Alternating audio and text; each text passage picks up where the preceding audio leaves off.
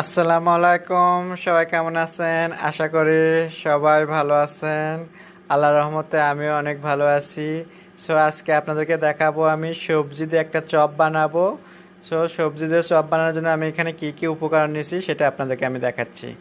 So এখানে দেখতে পাচ্ছেন আমি গাজর নিয়েছি, এরকম বড় বড় টুকরো করে 2টা গাজর, আর আমি এখানে ফুলকপি নিয়েছি।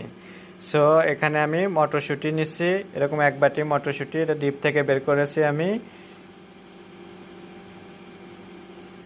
এখানে আলু নিয়েছি আমি, বড় বড় 2টা আলু আমি এরকম টুকরো করে নিয়েছি। এখন আমি এটাকে বয়েল করে নেব। সো আপনারা আমার সাথেই থাকুন। সো আমি এখন সবগুলো এখানে বয়েলে বসে দিচ্ছি, এক খান্তি করে একসাথেই দিয়ে দিচ্ছি আমি সেদ্ধ। আমার সেদ্ধ এটা হয়ে গেছে, কারণ আমি এটা 1/2% সেদ্ধ করে নিয়েছি।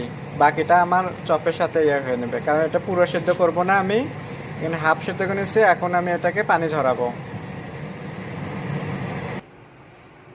এভাবে পানিটা ঝরে নিছি আমি এখানে। এখন এটা ঠান্ডা হওয়া পর্যন্ত আমার অপেক্ষা করব। সো চপের জন্য আমি এখানে পেঁয়াজ কুচি নিছি, তারপরে এখানে আমি রসুন, কাঁচামরিচ আর একটু আদা কুচি নিছি। সো এটা এখন আমি ভাজে নেব। সো এখানে আমি প্যান বসাচ্ছি, আমি এখন এখানে একটু তেল দেব ভাজার জন্য। আমি এখন পেঁয়াজটা দিয়ে দিচ্ছি, সাথে আমি আদা রসুন পেঁয়াজ এগুলোও দিয়ে দিচ্ছি। পুরোটা এখন আমি একটু ভেজে নেব। তো আমি একটু লবণ দেবো, লবণটা দিয়ে সুন্দর করে ভেজে নেব।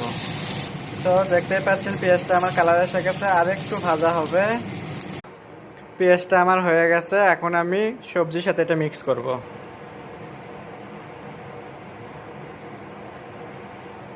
সো এটা ঠান্ডা করার জন্য আমি এটা 10 থেকে 15 মিনিট একটু রেখে দেব। তো এখানে আমি ধনের পাতা কুচি নিছি চপে দেওয়ার জন্য। সো আমার এটা ঠান্ডা হয়ে গেছে, এখন আমি মিক্সারে ব্লেন্ডার করে নেব। সো এই মিক্সারে আমি ব্লেন্ডার করে নেব। আমার এখানে মিক্সার হয়ে গেছে, আমি এখন এটা একটা বাটিতে করে নিয়ে তারপরে মাখাবো আবার ভালো করে। তো আমার এটা মিক্সার হয়ে গেছে, আমি এখন এখানে ধনেপাতা কুচি অ্যাড করতেছি। একটু টোস্টার গুঁড়ো পাউডার দিচ্ছি, এটা হলো বিস্কিটের গুঁড়ো টোস্ট। সো আমি এখানে পরিমাণ মতো এখন লবণ দেব। সো আমি একটু লবণ দিয়ে দিচ্ছি, দিয়ে এটা এখন আমি হাতের সাহায্যে এটাকে মেখে নেব। সো আমার মিক্স হয়ে গেছে, আপনারা দেখতেই পাচ্ছেন আলাদা কোনো আমি এখানে গুঁড়ো মশলা দিইনি। আমি যা মশলা দিছি শুরু থেকে আমি দেখাচ্ছি, আপনারা শুরু থেকে দেখলেই বুঝতে পারবেন। সো আমি এখন এরকম করে আমি এটাকে বানিয়ে নেব। সো এইভাবে আমি বাকি সবগুলো বানিয়ে নেব, আমার সাথেই থাকুন। সো সবগুলো আমার এভাবে বানানো হয়ে গেছে, এখন আমি এটা বিস্কিটের ক্রিম ভরাবো। সো তার জন্য আমি কি কি উপকরণ নিচ্ছি সেটা আমি আপনাদেরকে দেখাচ্ছি। সো এখানে আমি 2টা ডিম নিছি, ডিমটা আমি ভালো করে ফেটে নেব। সো আমি ভালো করে ডিমটা ফেটে নিছি, এখন আমি আলুর চপটা ডিমের মধ্যে চবড়ে তারপরে বিস্কিটের ক্রিমে ভরাবো আমি। সো এভাবে আমি এটাকে এভাবে ভরে নেব। সো আমি এখন বিস্কিটের টোস্টারের মধ্যে দিয়ে এটাকে এভাবে করে নেব।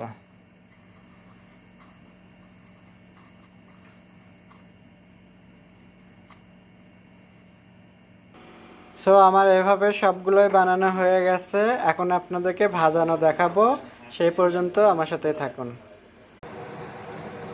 সো এখন আমার ভেজিটেবল চপটা ভাজা দেখাবো আপনাদেরকে, সো আমার সাথেই থাকুন। সো এখানে দেখতে পাচ্ছেন তেল গরম, অলরেডি গরম হয়ে আছে, কারণ আমি এখানে মাছ ফ্রাই করেছি। সো এখন আমি এখানে আলু চপ ভেজিটেবল চপটা আমি ভেজে নেব। বিসমিল্লাহ। দেখতেই পাচ্ছেন আমি এখানে 8-10টা দিয়ে দিছি এভাবে। এখন ভাজি হওয়া পর্যন্ত আপনাদেরকে অপেক্ষা করতে হবে।